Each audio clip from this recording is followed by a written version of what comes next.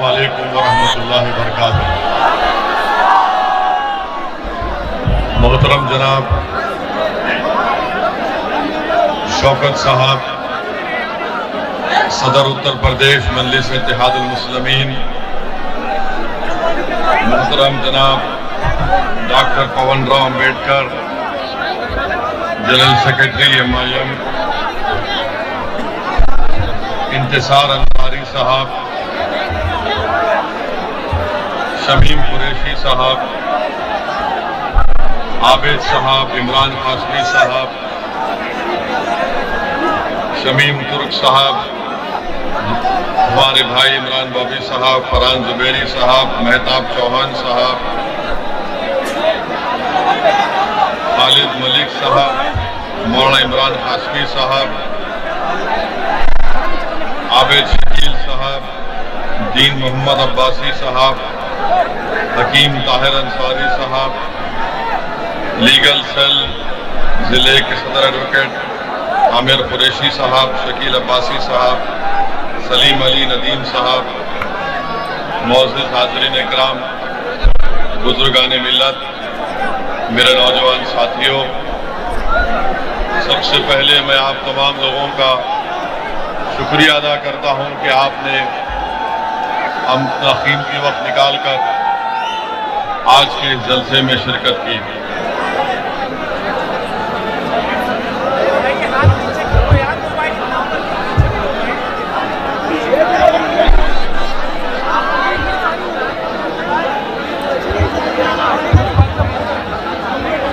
मेरे अजीज दोस्तों और बुजुर्गों,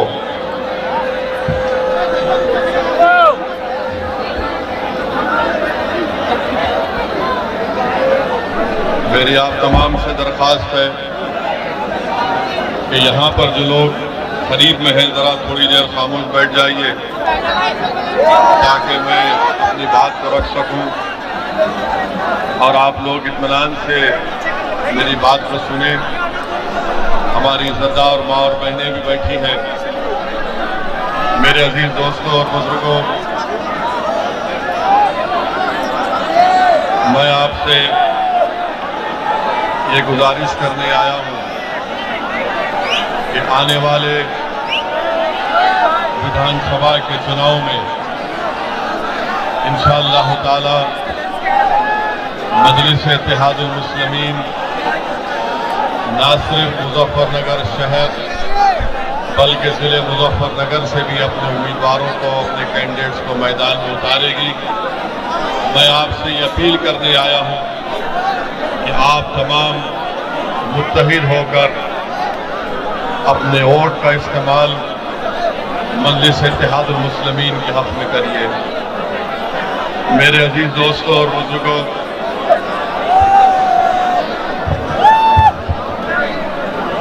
मैं आपको ये भी बताने आया हूँ कि उत्तर प्रदेश में और उत्तर प्रदेश की सियासत को अगर आप गहराई से उसका जायजा लेंगे, ये भाई बैठ जाइए, वहाँ खड़े हैं बैठ जाइए, बैठ जाइए, बैठ जाइए,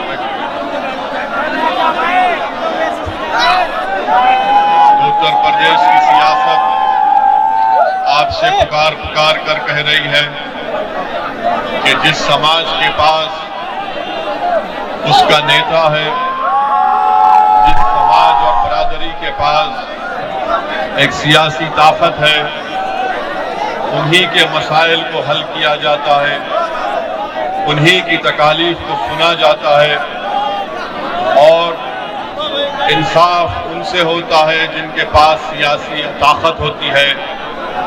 अगर आज आप लोग मुत्तहिदा तौर पर अपनी आवाज को मजबूत नहीं करेंगे, अगर आप लोग उत्तर प्रदेश में अपनी सियासी क़यादत को नहीं बनाएंगे तो फिर नुकसान हमारा होगा। बरसों आप तमाम ने मुख्तलिफ सियासी पार्टियों का साथ दिया, मगर आज असदुद्दीन ओवैसी हजारों किलोमीटर का फासला तय करके उत्तर प्रदेश में इसलिए आया है ताकि इस नाइंसाफी के दौर का खात्मा हो सके, ताकि आपको अपना एक जायज मुकाम मिल सके। मेरे अजीज दोस्तों और बुजुर्गों, उत्तर प्रदेश में आज हर समाज की एक अहमियत है, उनका एक मुकाम है और उनकी कोई वोट की और उनकी आवाज की कीमत भी है और अहमियत भी है। अगर उत्तर प्रदेश की सियासत में किसी की अहमियत नहीं है तो वो उत्तर प्रदेश के 19% मुसलमान हैं। मैं ये इसलिए आपसे कह रहा हूं, मैं सिर्फ जज्बात में लाने के लिए आपको नहीं कह रहा हूं, बल्कि सच्चाई आपके सामने बयान कर रहा हूं। आपका ताल्लुक उस शहर से है, आपका ताल्लुक उस सरजमीन से है जहां पर सितंबर 2013 में भारत की तारीख का एक बदनुमा फसाद मुजफ्फरनगर में किया गया। ये बात बिल्कुल सच है कि आज भी हजारों की तादाद में हमारे घर को हम वापस नहीं जा सकते। ये बात बिल्कुल सच है कि सौों की तादाद में हमारी मोटरसाइकिल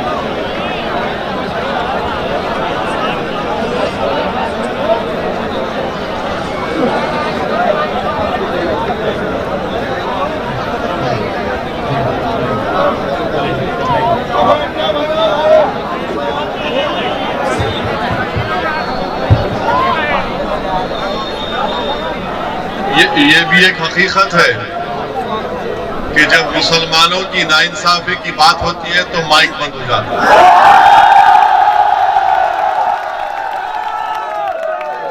ये हमेशा होता है, मगर इंशाअल्लाह ताला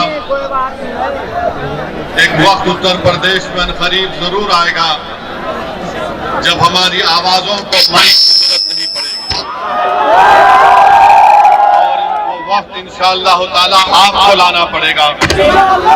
वो आपके दिलों में जो जज्बात छुपे हुए हैं, उन जज्बात को आपको अपनी जबान से उसकी तर्जुमानी करना पड़ेगा और अपने वोट से आपको अपनी आवाज को मजबूत करना पड़ेगा।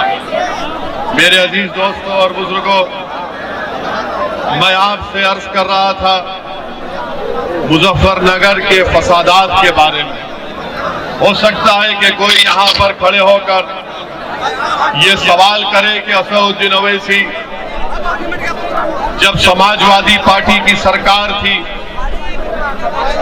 उस वक्त उत्तर प्रदेश विधानसभा में करीब 70 मुसलमान एमएलए जीत कर आए थे। मैं उन लोगों से ये सवाल मेरा होगा कि जब 70 के करीब एमएलए मुसलमान जीत कर आए थे, उस विधानसभा में थे, तो फिर ये मुजफ्फरनगर का कांड कैसे हुआ? मेरे अजीज दोस्तों और बुजुर्गों, आप इस बात को बखूबी समझते हैं कि अगर 70 एमएलए मुजफ्फरनगर के फसादात को रोक नहीं पाए और इंसाफ नहीं दिला पाए, तो फिर आप इसलिए हम इंसाफ नहीं कर पाए, ना उस फसाद को रोक पाए, क्योंकि जितने मुसलमान एमएलए जीत कर आए थे उनकी पार्टियों ने उनको कमजोर बनाकर रख दिया उनकी जबानों पर ताला लगा दिया और उनसे कहा कि खबरदार, तुम अपनी आवाज नहीं उठाओगे। मजलिस इत्तेहादुल मुस्लिमीन आपसे वादा कर रही है कि अगर आपके वोट और अल्लाह के फजलो करम से मजलिस का उम्मीदवार विधायक बनकर उत्तर प्रदेश की विधानसभा में जाएगा तो उसको हम पूरी इजाजत देंगे कि हर नाइंसाफी के खिलाफ आवाज उठनी चाहिए, चाहे मुसलमान पर हो या हमारे हिंदू भाई पर हो या दलित पर हो या बैकवर्ड क्लास पर हो। मजलिस नाइंसाफी को पसंद नहीं करती, मजलिस नाइंसाफी से नफरत करती है। और मेरे अजीज दोस्तों और बुजुर्गों, समाजवादी की सरकार थी, मुजफ्फरनगर का फसाद हुआ, इतनी बड़ी तादाद में पार्टीशन के बाद अगर लोग बेघर हुए तो करीब 40,000 और 50,000 के करीब गरीब मुसलमानों ने अपने गांव को, अपने घर को, अपनी जमीन को, अपनी लहलाती खेतों को, अपनी मस्जिदों की वीरानी को कबूल करना पड़ा। आज मैं आपसे वादा करने आया हूं कि आपको जमहूरी तरीके से, ताकि अब जब आप और हमने अपनी आंखों से उस मुजफ्फरनगर के फसाद को देखा, अगर हम ये नहीं चाहते कि इंशाअल्लाह दोबारा इस तरह के फसादात हो, तो अगर इसको रोकना चाहते हैं तो मेरी आपसे गुजारिश है कि ना सिर्फ मुजफ्फरनगर की जनता से बल्कि उत्तर प्रदेश के मेरे गयूर मुसलमानों से कि आपको एक सियासी ताकत बनना पड़ेगा, आपको अपनी क़यादत को बनाना पड़ेगा। मुजफ्फरनगर के मेरे गयूर भाई और बहनों, मैं मुजफ्फरनगर के मेरे साथियों, कब तक आप समाजवादी पार्टी के लिए, कांग्रेस के लिए, बीएसपी के लिए, आरएलडी के लिए आप कब तक दरी बिछाते रहेंगे? आप दरी बिछाते रहे और उनको उनके सरों पर आप अपना ताज रखते रहे। मैं आपसे वादा कर रहा हूं कि अब दरी बिछाने का वक्त नहीं है, अब आपको ताज पर बैठने का वक्त है, अपने सर पर ताज रखने का। दरी नहीं बिछाएंगे, अब हम चादर नहीं फैलाएंगे, हम अपना हिस्सा उत्तर प्रदेश की सियासत में लेकर रहेंगे इंशाअल्लाह ताला। ये तब्दीली आपको पैदा करना है। आप कब तक इन तमाम पार्टियों के लिए, इनके नेताओं के लिए दरी बिछाते थे कि ये नेता आ रहा है, समाजवादी का नेता, कांग्रेस का नेता, आरएलडी का नेता, बीएसपी का नेता। मेरे अजीज दोस्तों और बुजुर्गों, अब दरी बिछाने का वक्त नहीं है, अब आपको मंच पर खड़े रहकर उत्तर प्रदेश की विधानसभा में जाकर अपने मसाइल का हल तलाश करना पड़ेगा। यहाँ इतनी बड़ी ताकत में यहाँ पर है, 19% उत्तर प्रदेश के मुसलमान हैं, मगर आप मोहताज हैं। किसके मोहताज हैं? इन तमाम सियासी पार्टियों के। हर इलेक्शन में आपसे आकर कहा जाता है कि देखो ये विधानसभा के चुनाव आपके लिए जिंदगी और मौत का चुनाव है। मेरे अजीज दोस्तों, मेरे बुजुर्गों, मेरी सरदार माँ और बहनों, बताओ आखिर कब तक आप वोट डालते रहेंगे इन तमाम पार्टी के नेताओं को? आज वक्त आया है कि आप एक करवट लें, एक बार फैसला ले लें कि अब की बार हम अपनी पार्टी मजलिस को वोट देंगे और अपनी सियासी आवाज को, अपनी क़यादत को मजबूत करेंगे। मैं उत्तर प्रदेश को अपनी मकबूलियत के लिए या अपनी अना की तस्कीन के लिए नहीं आया हूं। मेरी जिंदगी का एक ही मकसद है कि भारत का किसी भी हिस्सा हो जो मेरा और आपका मुल्क है, वतन अजीज में गरीब मुसलमानों की एक सियासी आवाज होनी चाहिए। भारत में हर समाज की एक सियासी आवाज है। अगर किसी की सियासी आवाज नहीं है तो उस कम्युनिटी का, उस समाज का नाम मुसलमान है।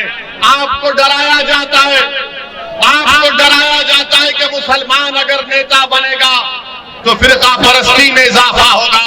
मैं आपसे पूछना चाह रहा हूं, यही मुजफ्फरनगर में क्या तुमने कभी फिरका परस्त ताकतों का या आरएसएस का, तुमने बीजेपी का कभी आपने साथ किया? हरगिज नहीं किया। आपने कभी बीजेपी का, आरएसएस का साथ नहीं दिया। आपने उन तमाम पार्टी को वोट दिया जो आप आपके बीच में आकर कहते थे कि हमको नेता बनाओ, हमको विधायक बनाओ, हमको वोट दो ताकि हम बीजेपी और आरएसएस को रोक सके। मेरे अजीज दोस्तों और बुजुर्गों, क्या मिला उत्तर प्रदेश के मुसलमानों को? क्या मिला उत्तर प्रदेश के मुसलमानों को?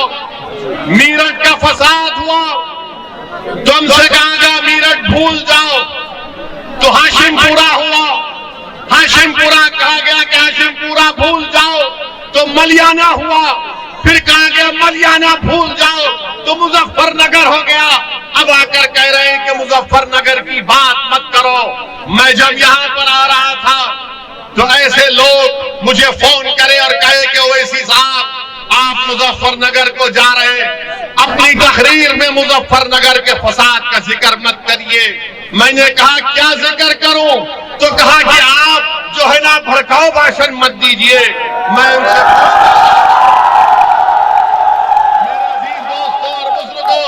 यही इन लोगों की सोच है जो गरीब मुसलमानों का सौदा करते हैं दिल्ली में बैठकर या लखनऊ में बैठकर।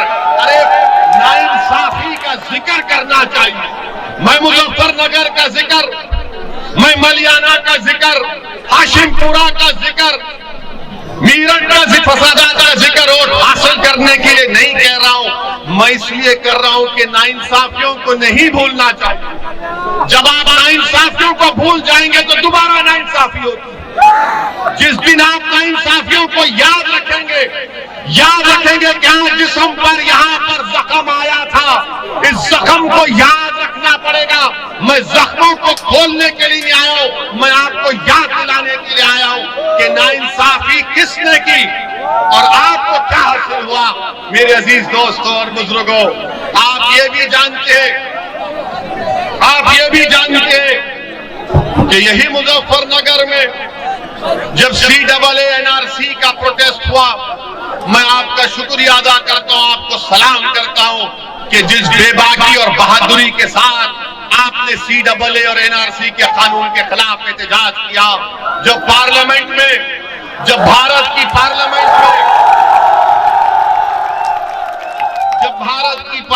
में CAA और NRC का कानून पार्लियामेंट में आया, मेरे अजीज दोस्तों और बुजुर्गों, कांग्रेस पार्टी भी है, समाजवादी भी है, BSP भी है, ममता बनर्जी की पार्टी भी है, सब पार्टियां हैं जो अपने आप को नाम निहाद सेकुलर कहती हैं। बीजेपी ने कानून लाया। कौन था पार्लियामेंट में खड़े होकर जिसने पूरे देश के सामने बता दिया कि कानून भारत के संविधान के खिलाफ है? कानून को फाड़कर पैगाम दिया भारत की जनता को कि हम नाइंसाफी को बर्दाश्त नहीं करेंगे। मेरे अजीज दोस्तों और बुजुर्गों, मुझसे कई दूसरी सियासी पार्टियों के कायदीन ने कहा कि ओवैसी तुमको क्या जरूरत थी कानून को फाड़ने की? तो मैंने कहा मेरी तकरीर को तुमने पार्लियामेंट में नहीं सुना। मैंने वो काम किया जो गांधी ने किया था। गांधी ने उस वक्त के सफेद फार्म हुकूमत के गलत कानून को फाड़ दिया था। मैं भी इस कानून को फाड़ता हूं क्योंकि मुसलमान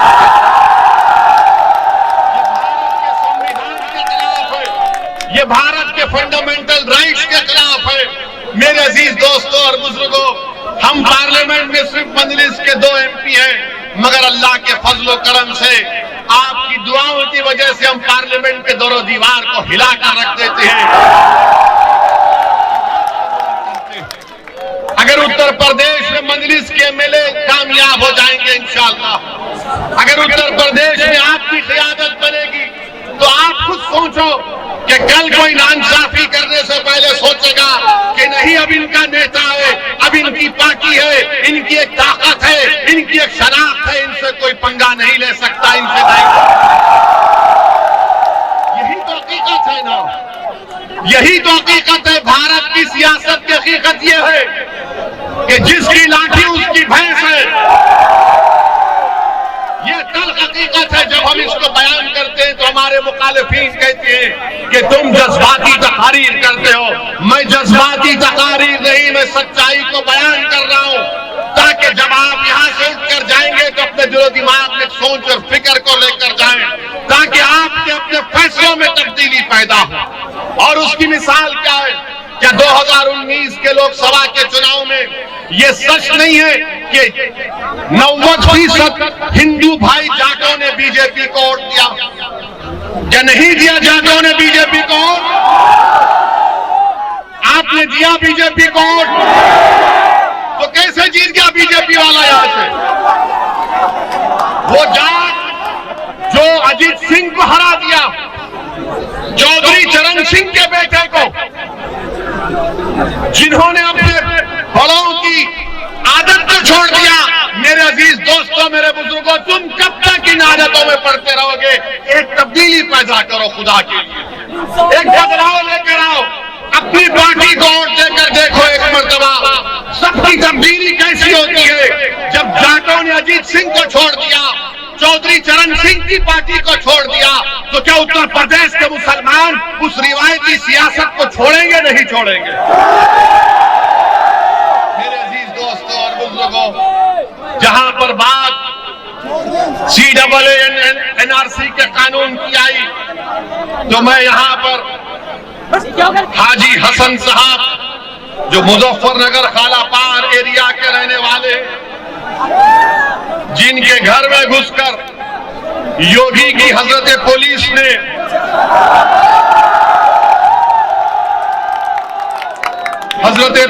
उनके घर में घुसकर उनके घर को लूटा, 5 लाख रुपए लूट लिए। वो 5 लाख जो हाजी हसन साहब अपनी पोती की शादी के लिए रखे थे, और फिर उसके बाद हम पे नारे लगाए गए कि पाकिस्तान या कब्रिस्तान। और तरफे तमाशा यह है कि उनके बेटे शाहिद को गिरफ्तार कर लिया गया, उनके बेटे को गिरफ्तार कर लिया गया। फिर एक 26 साल का नूर मोहम्मद, इसको गोली लगी, इसको मुजफ्फरनगर में दफनाने नहीं दिया गया, बल्कि कहा गया कि मीरठ में इसको दफना। मेरे अजीज दोस्तों और बुजुर्गों, ये तमाम चीजें आपके सामने हैं। हम कब तक अपना खून बहाते रहेंगे? हम कब तक अपने ख्वाबों को चूरनाचूर करते रहेंगे?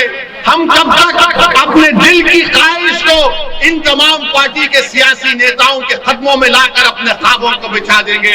याद रखो, आपके ख्वाब आप पूरा करेंगे, आपकी मंजिल आप तय करेंगे, आपके फैसले आप करेंगे, आपका वोट आपकी पार्टी को। हम कब तक समाजवादी हो, BSP हो, RLD हो, कांग्रेस से कहेंगे कि जाओ हम मुसलमान हैं, तुम हमारे मुकद्दर के फैसले करो? नहीं, तुम अपने मुकद्दर के फैसले कर सकते हो। अल्लाह ने तुमको ताकत दी है, अल्लाह ने तुमको उनसे ज्यादा समझ दी है, अल्लाह ने तुमको उनसे ज्यादा दूरंदेशी दी। सिर्फ आपको एतमाद की जरूरत है। और लोग कहेंगे कि ओवैसी आकर तुमसे कह रहा है कि खतरे मोल लो। अरे मैं तुमसे ये नहीं कह रहा हूं कि खतरे मोल लो, मैं तुमसे कह रहा हूं कि हमारी जिंदगी का फैसला और मौत का फैसला अल्लाह कर चुका है। हमको जिद्दोजहद करना है, हमको मेहनत करना है। आपकी वोट की क्या अहमियत है बताइए? आपकी वोट की अहमियत क्या है बताइए? आपने तो इन तमाम सेकुलर पार्टियों को वोट दिया, मगर बीजेपी जीतती जा रही है। हम भी चाह रहे हैं कि इंशाअल्लाह ताला उत्तर प्रदेश में दोबारा योगी की सरकार ना बने, दोबारा योगी। मगर ये लोग आकर क्या कहेंगे कि मुजफ्फरनगर में अगर वोट मुसलमानों का डिवाइड हो गया तो बीजेपी जीत जाएगी। ये बोलते हैं ना। अगर मुसलमान में देखो, आपके कान में आकर जैसा शैतान वसवसे डालता है, इस तरह के शैतान के एजेंट दुनिया में बहुत हैं।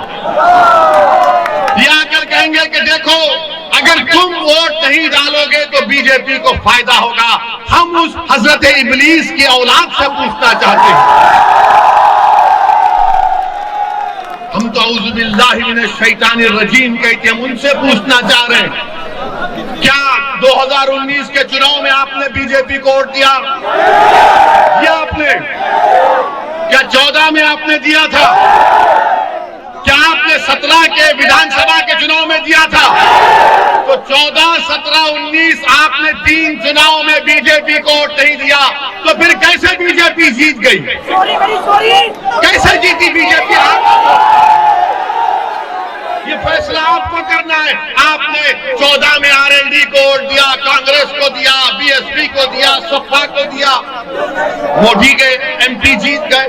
17 के विधानसभा के चुनाव आए, हम तो नहीं थे यहाँ पर, बीजेपी जीत गई। 19 में मैं एक सीट पर नहीं लड़ा, मंजलिस नहीं लड़ी, बीजेपी जीत गई। मेरे अजीज दोस्तों और बुजुर्गों, इस बार आप गलती नहीं करेंगे, इस बार आप ये गलती हरगिज नहीं करेंगे इंशाअल्लाह। यकीनन बीजेपी को रोकेंगे, मगर बीजेपी को रोकने का मतलब ये नहीं है कि मैं इनकी गुलामी करता रहूं। बीजेपी को हराएंगे जरूर इंशाअल्लाह ताला, मगर इसका ये मतलब नहीं है कि मुझे तुम कब्र में उतारोगे, मेरे घर को खंडेर बना दोगे, मेरे नौजवान को गोली मार दोगे, या जो बच जाएगा उसको जेल में डाल दोगे। मेरे बच्चों को स्कूल नहीं मिलेगा, इंटर कॉलेज नहीं मिलेगा, मगर ये लोग आकर कहेंगे वोट हमको दो, नेता हम बनेंगे। ये नहीं हो सकता। वोट भी आपका होगा, नेता भी आपका होगा, रोशन मुस्तकबिल भी इंशाअल्लाह आपका होगा। और जो लोग हमसे कहते हैं, जो लोग आकर मजलिस पर तनकीद करते हैं कि मजलिस एक फिरका परस्त पार्टी है, मजलिस जीतेगी तो फिरका परस्ती बढ़ेगी, अरे कौन सी तुम सेकुलरिज्म की बात कर रहे हो? मेरे अजीज दोस्तों और बुजुर्गों, मेरी इज्जतदार माँ और बहनों, ये जो मुसलमानों से नफरत है किस हद तक पहुंच गई, इसकी एक मिसाल देता हूं। मुसलमानों से फिरका परस्ती की सद तक आसमानों को छू रही है, एक मिसाल देकर चले जाऊंगा। पाकिस्तान और इंडिया का क्रिकेट मैच हुआ ना?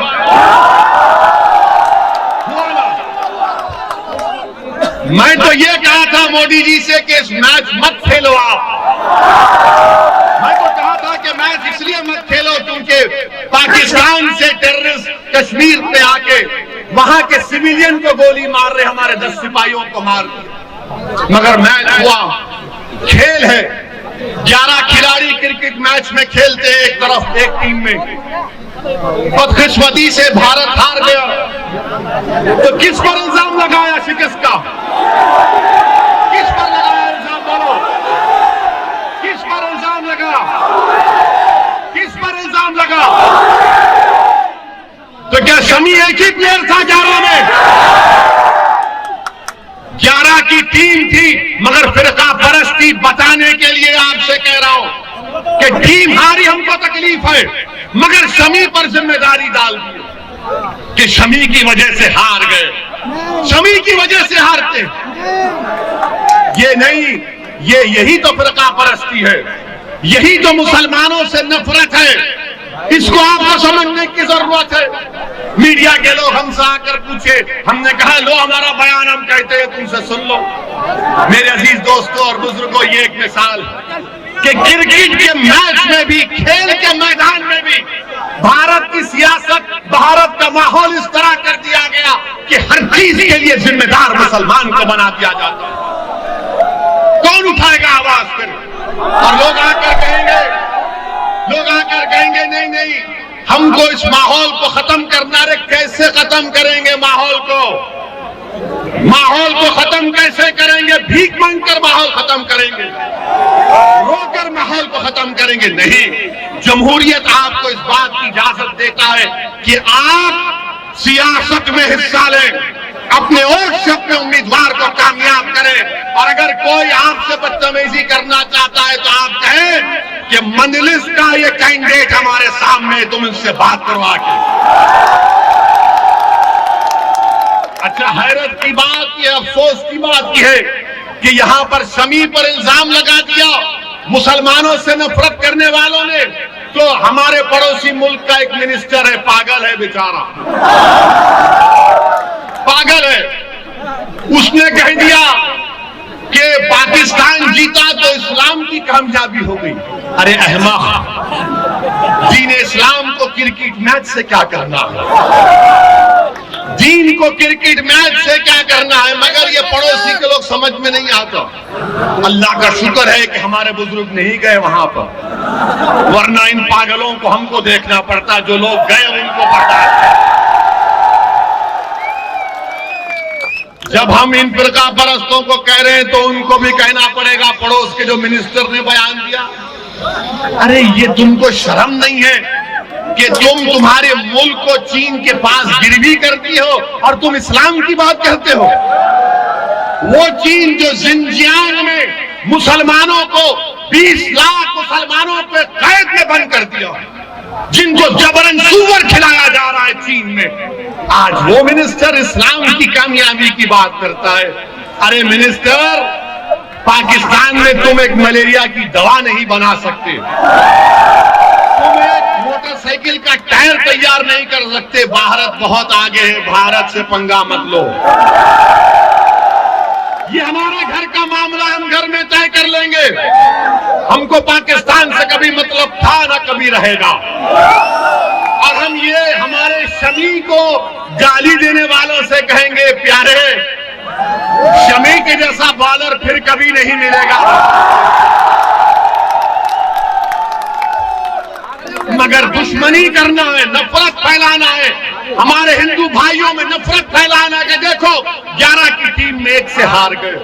मेरे अजीज दोस्तों और बुजुर्गों, आपको यह भी बताना जरूरी समझता हूं कि आप त्रिपुरा में, भारत का एक स्टेट है त्रिपुरा, वहां पर पिछले 5 दिन से 15 मसाजिद को नुकसान पहुंचा दिया गया। 15 मसाजिद को नुकसान पहुंचा दिया गया, बाज़ मसाजिद को जला भी दिया गया। ये कहां गए मोदी जी? कहां गए अमित शाह? कहां गए सबका साथ, सबका विकास, सबका विश्वास? मेरे अजीज दोस्तों और बुजुर्गों, हम त्रिपुरा की सरकार से, भारत के प्रधानमंत्री से कह रहे हैं कि रोकिए त्रिपुरा में जो ये फिरका परस्त विश्व हिंदू परिषद और बजरंग दल के लोग जो त्रिपुरा की मस्जिदों को नुकसान कर रहे हैं, रोकिए। ये तमाम के तमाम आपके लोग हैं। आप अगर 1 मिनट को उनको रोक सकते हैं, मगर 15 मसाजिद को नुकसान पहुंचा दिया गया। ये बीजेपी का असली चेहरा है। ये नरेंद्र मोदी के झूठे वादे हैं, ये झूठे वादे हैं कि त्रिपुरा में मस्जिदों को नुकसान पहुंचाया जा रहा है। वीडियोस है सोशल मीडिया पर, मस्जिद जल रही है, आईने तोड़ दिए गए, कुरान के पारों की बेहरमती कर दी गई। और क्या कर रही है बीजेपी की सरकार?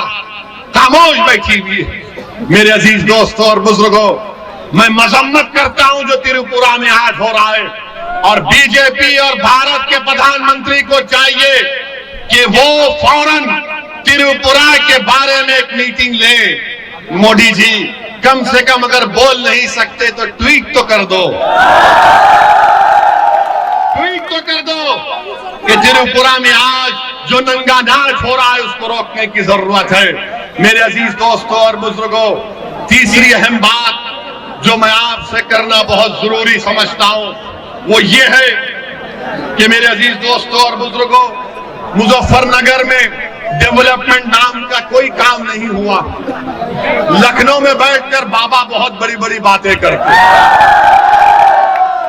बाबा बड़ी बड़ी बातें करते हैं। और बाबा ने परसों बयान दिया कि हम कोई मजहब को नहीं करते, हम कोई वैसा नहीं करते, लंबी लंबी छोड़ दिए बाबा। हम उनसे पूछना चाहते हैं कि मुजफ्फरनगर में का ये बात सच नहीं है कि मुजफ्फरनगर में जहां पर 40% के करीब मुसलमानों की आबादी है ना,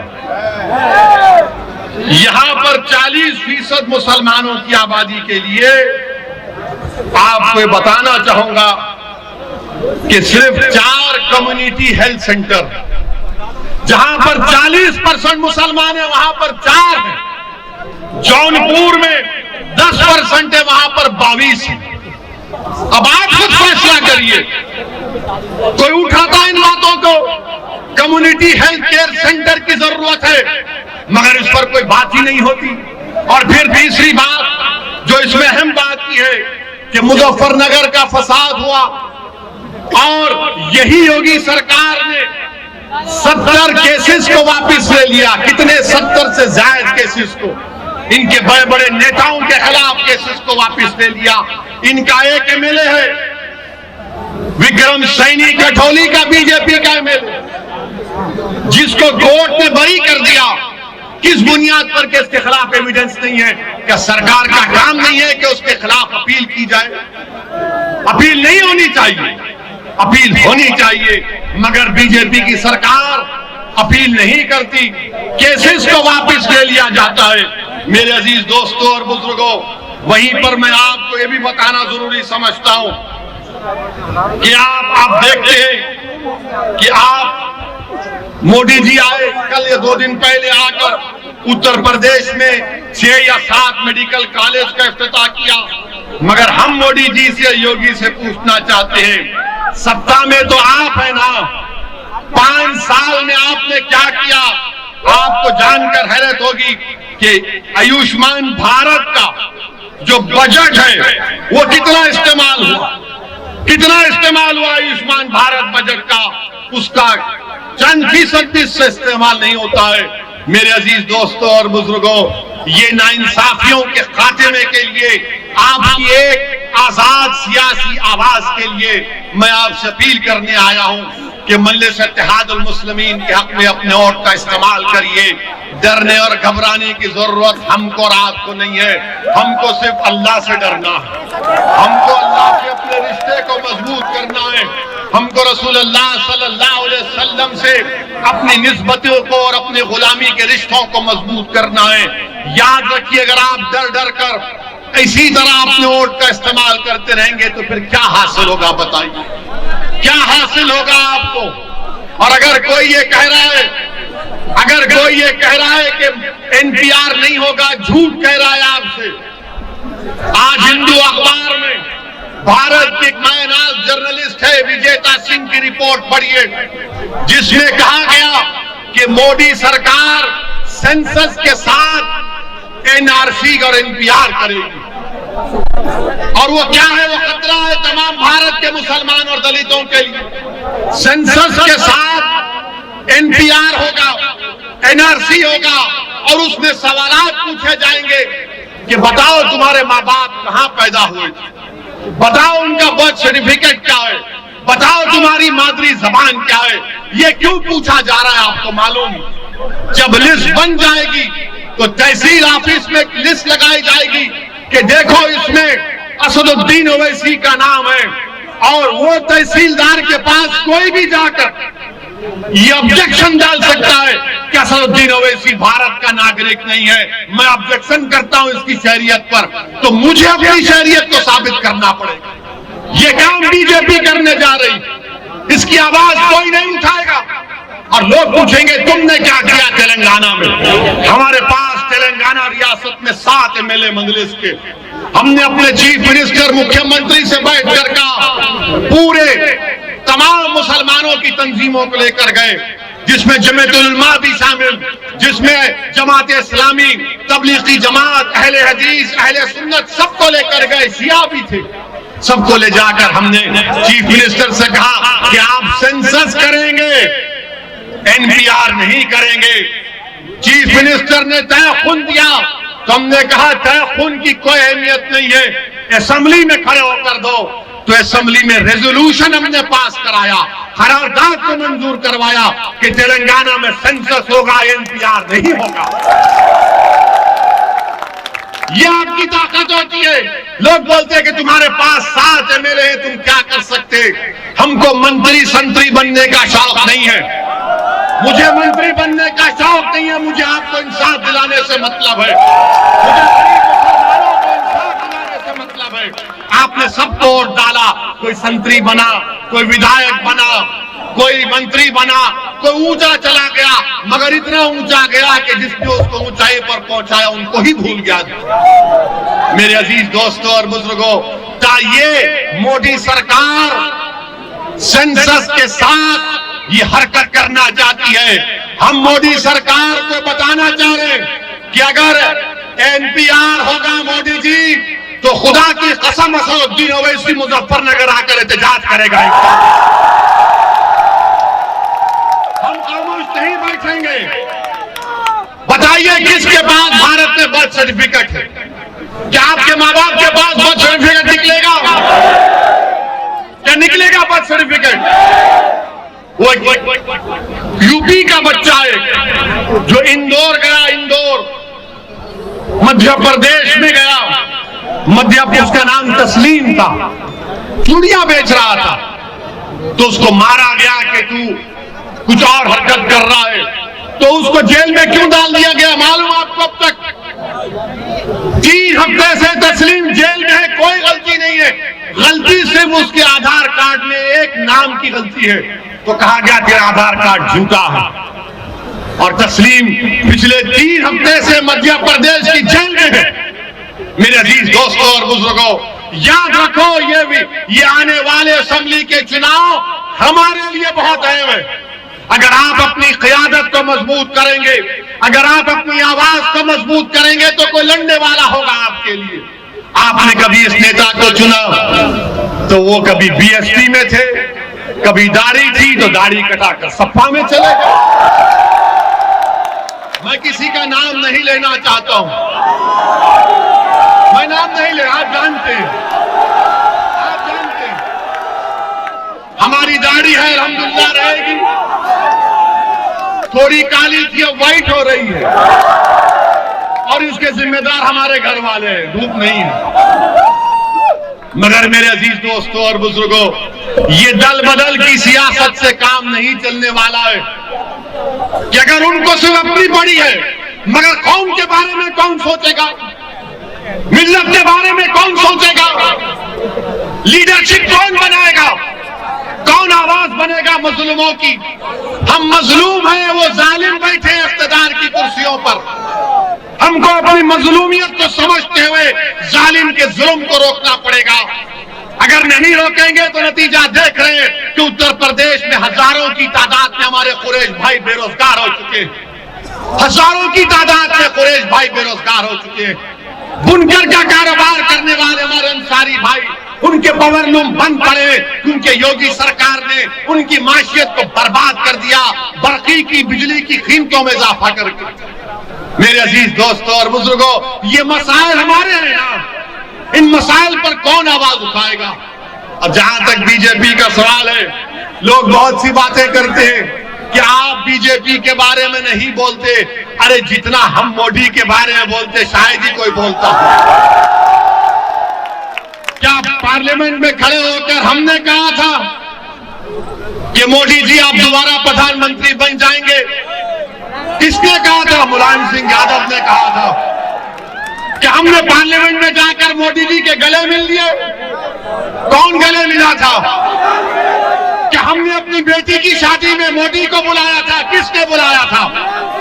आप सब करेंगे, आप शादी में बुलाएंगे, आप बोलेंगे तुम प्रधानमंत्री बन जाओ, तुम गले भी नहीं देंगे, और जब ओवैसी आकर उत्तर प्रदेश के मुसलमानों से कहेगा कि नेता बनो, लीडर बनो, कायद बनो, तो बोलेंगे तुम्हारे वोट काटने आया है, तुम्हारा दुश्मन है। हम तुमको वोट डालते रहेंगे, हम तुम्हारे लिए दरी बिछाएंगे, तुम्हारे सर पर ताज रखेंगे, और हम भीख का कासा लेकर अपने बच्चों की जिंदगी की भीख मांगेंगे। मेरे अजीज दोस्तों और बुजुर्गों, हमको जमहूरियत हक देती है कि हम अपने मसाइल को हल करें। आप देखिए तेलंगाना में हमने गवर्नमेंट पर दबाव डालकर वहां पर तेलंगाना में 60,000 मुसलमान बच्चे और बच्चियां बगैर फीस दिए गवर्नमेंट के स्कूल में पढ़ती है, क्लास 6 से क्लास 12वीं तक। बेहतरीन स्कूल है। क्या इस तरह का काम उत्तर प्रदेश में नहीं किया जा सकता? क्या आपको बच्चों को, अपने बच्चे और बच्चियों को पढ़ाने का शौक नहीं है? हर मुसलमान को है, मगर पैसे नहीं है पढ़ाने के लिए, हकीकत है। मेरे अजीज दोस्तों और बुजुर्गों, और फिर मोदी की हुकूमत है, कितनों के पास मोटरसाइकिल, हाथ उठाओ।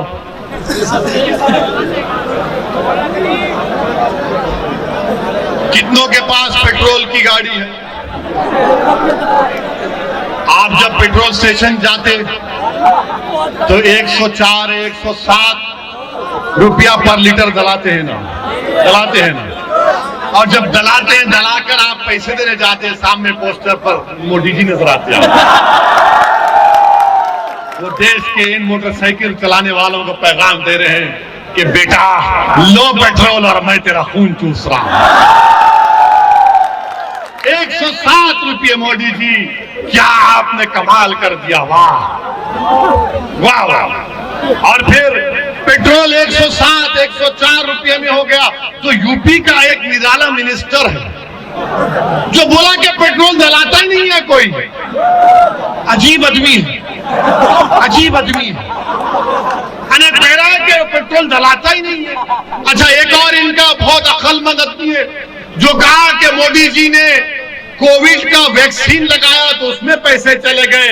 मेरे भाई, आप थम्स अप हो सकते हो, वैसी थम्स अप नहीं है। हम थोड़ा बहुत पढ़ना लिखना जानते हैं। भारत सरकार ने कोविड के वैक्सीनेशन के लिए 35,000 करोड़ रुपए मुख्तसस किए थे बजट में, तो पेट्रोल क्यों बढ़ाया जा रहा है? क्या मोदी जी आपको गरीबों से मोहब्बत नहीं है? आज पेट्रोल की कीमत बढ़ रही है, तरकारी की कीमतों में इजाफा हो चुका है। हमारी मां और बहनें, आप बताओ, तरकारी में इजाफा हुआ नहीं हुआ? कितनी कीमत बढ़ चुकी है तरकारी की, खाने को खाना नहीं है, हम कुछ भी नहीं खा सकते, गरीब भारत का भूखा मर रहा है। मगर मोदी जी और बीजेपी आरएसएस कह रही है कि गाय का गोश्त की बात करो, मॉब लिंचिंग की बात करो, भड़काओ, दुश्मनी पैदा करो, क्रिकेट मैच है तो भी शमी को ब्लेम कर दो। और मेरे अजीज दोस्तों, बुजुर्गों, हम पर इल्जाम लगता है कि हम ही जज्बाती तकारीर करते हैं, मगर आप अपने दिल पर हाथ रखकर बताइए, आप जानते हैं मौलाना कलीम सिद्दीकी को? जानते हैं मौलाना कलीम सिद्दीकी को? भाई, ये सपा वाले क्यों नहीं बोलते उनके बारे में? क्यों नहीं बोलते समाजवादी वाले? बीएसपी क्यों नहीं बोलती? आरएलडी क्यों नहीं बोलती? कांग्रेस क्यों नहीं बोलती? इसलिए नहीं बोलते, जब जाकर पूछो उनसे, इनके नेताओं से पूछो, बोलो ना मौलाना कलीम सिद्दीकी के बारे में, तो कहेंगे अगर कलीम सिद्दीकी के बारे में बोला जाएगा तो योगी और मोदी नाराज हो जाएंगे, हमको हिंदू भाइयों का वोट नहीं मिलेगा। मौलाना कलीम सिद्दीकी को एक झूठे केस में गिरफ्तार किया गया। मौलाना कलीम सिद्दीकी और उनके साथियों पर जुल्म किया जा रहा है, और इसके खिलाफ अगर किसी ने आवाज उठाई तो मजलिस इत्तेहादुल मुस्लिमीन ने आवाज उठाई। मेरे अजीज दोस्तों और बुजुर्गों, आज आप देखिए कि हर चीज मैं आपके सामने खुलकर बयान कर रहा हूं, ताकि आप एक पैगाम लेकर यहां से उठें, ताकि आप आने वाले विधानसभा में मजलिस के हक में अपने वोट का इस्तेमाल करें। मैं फिर से आपसे अपील कर रहा हूं कि 2014 में, 2017 में, 2019 में आपने नाम निहाल सेकुलर पार्टियों को वोट दिया, मगर ये बीजेपी को रोकने से नाकाम साबित हुए।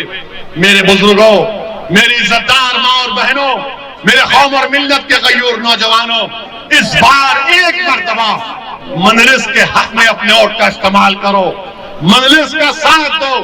याद रखो, अगर आज समाजवादी, बीएसपी, कांग्रेस, आरएलडी में अगर मुसलमानों की तरफ कोई देख रहे हैं तो क्यों देख रहे हैं आपको मालूम? अगर मजलिस असदुद्दीन ओवैसी यूपी को नहीं आता तो ये मुसलमानों की तरफ देखते भी नहीं। एक एमपी है साबिका, इनका भी नाम लेना नहीं चाहता हूं, वो अपने फेसबुक पर मजलिस की तारीफ लिखे और ओवैसी की तारीफ लिखे। हमारे जिम्मेदारों ने उनसे राब्ता किया और बोला कि साहब, आपने बड़ी तारीफ की, तो कहा कि तहज्जुद में उठा था, दिल में तकलीफ हो रही थी तो मैंने लिख दिया। हमारे लोग खुश हो गए, मैं मुस्कुरा रहा था। मेरा ठीक है। 2 दिन के बाद मालूम हुआ कि अखिलेश यादव के बगल में खड़े होकर फोटो ले रहे हैं। हमारी तारीफ लिखेंगे तो अखिलेश बोलेगा आजा मेरे पास। मजलिस के डर से बुला रहे, तो मालूम हो गया कि उत्तर प्रदेश के मुसलमानों में मजलिस अपना घर बना चुकी है, एक मुकाम पैदा कर। अखिलेश यादव हो, कांग्रेस हो, आरएलडी हो, तुम नेताओं को ले रहे हो, मैं जनता को अपने साथ लेकर जाऊंगा। जनता के बगैर कोई नेता नहीं है, ठेंगा रहता है। जनता है तो नेता है, अवाम है तो खायद है, आवाम कायद को बनाती है, जनता नेता को बनाती है। आज उत्तर प्रदेश की मुसलमान जनता इस बात को तय कर चुकी है कि हम अपने नए नेता को बनाएंगे, अपनी पार्टी को मजबूत करेंगे। मेरे अजीज दोस्तों और बुजुर्गों, मेरी आपसे सिर्फ यही गुजारिश है दोबारा कि मजलिस को मजबूत करिए, हर बूथ पर अपनी पार्टी को मजबूत करिए। अगर मैं आप तक नहीं पहुंच सका तो मुझे माफ करिए। मैं आपसे एक वादा कर रहा हूं, मैं सिर्फ ये इलेक्शन लड़ने के लिए नहीं आया हूं। मैं मुजफ्फरनगर के गयूर मुसलमानों के दरमियान में खड़े होकर जिन्होंने 8 साल पहले जिन पर मसाइब और मुश्किलात के तूफानों से गुजरना पड़ा, जिनको खाक और खून के दरियाओं से गुजरना पड़ा, मैं आपके दरमियान में खड़े होकर इस बात का आपको वादा कर रहा हूं, इलेक्शन जितने मेरी जिंदगी में आएंगे मैं आता रहूंगा उत्तर प्रदेश को इंशाअल्लाह। मैं सिर्फ एक इलेक्शन के लिए नहीं आया हूं और अल्लाह मेरी नीयत को जानता है, रब्बे करीम मेरे दिल का हाल जानता है। मेरी दिल की ख्वाहिश सिर्फ यही है कि अल्लाह मुझे जब तक जिंदा रखेगा मैं उस वक्त को कीमती समझकर भारत की जमहूरियत को मजबूत करना है। और कैसे भारत की जमहूरियत मजबूत होगी? जब मुसलमान अपना नेता बनाएगा, जब मुसलमान अपनी पार्टी को मजबूत बनाएगा, तब जमहूरियत मजबूत होगी। अब जमहूरियत मजबूत नहीं है, अब जमहूरियत मजबूत नहीं है। हम तो इन लोगों को कामयाब करते हैं जो अपने जाती मफाद के लिए आप लोगों का सौदा कर लेते हैं। मेरे अजीज दोस्तों और बुजुर्गों, मजलिस इत्तेहादुल मुस्लिमीन आपकी जमात है, आपकी आवाज है, इसको मजबूत करिए। इंशाअल्लाह ताला दोबारा आऊंगा, आपसे फिर मुलाकात होगी। अस्सलाम वालेकुम व रहमतुल्लाहि व बरकातुहू।